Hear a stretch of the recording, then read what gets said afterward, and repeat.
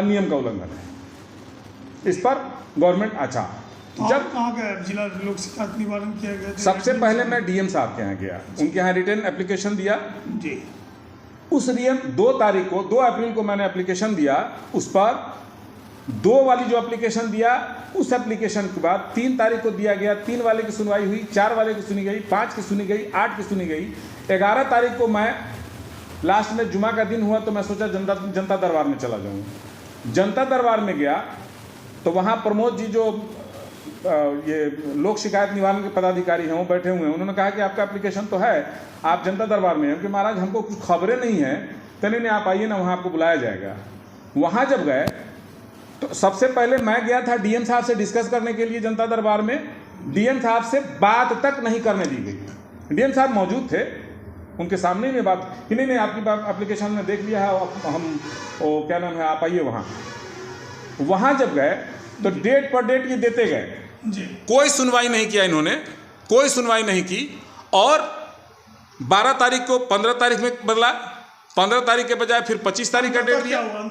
अंततः इन्होंने पिछले वाला जो रोस्टर था, जो रोस्टर में गड़बड़ी की गई थी, उस सर्वेक्षण में किसी तरह की बहाली प्रक्रिया में किसी तरह की कोई गड़बड़ी नहीं थी। सर्वेक्षण में गड़बड़ी है, सर्वेक्षण में भी गड़बड़ी नहीं है। गड़बड़ी है रोस्टर फॉर्मेशन में, जो टेबल मनी के आधार पर किया गया था। राघवेंद्र मनी त्रिपाठी डंके के चोट पर करते थे कि पैसा लेके करूंगा, किसको करना है करने जाए, यहां तक के बोला उस शख्स ने।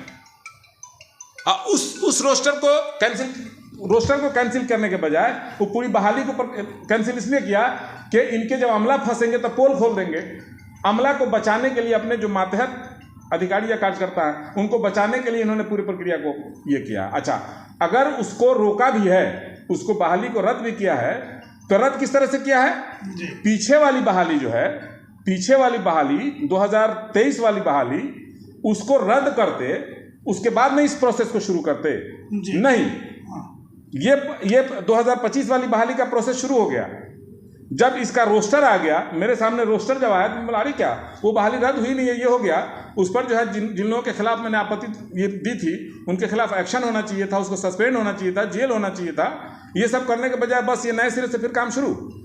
तो मैं इस पर फिर जो है ना डॉक्यूमेंटेशन शुरू किया। डीएम साहब के यहाँ इसी बात का एप्लीकेशन मैंने दिया जो उनके यहाँ ऑलरेडी रिकॉर्ड में दर्ज है।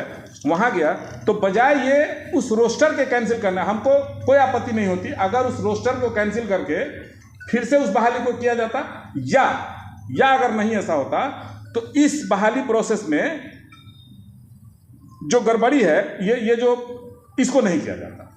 तो अब क्या करेंगे आप?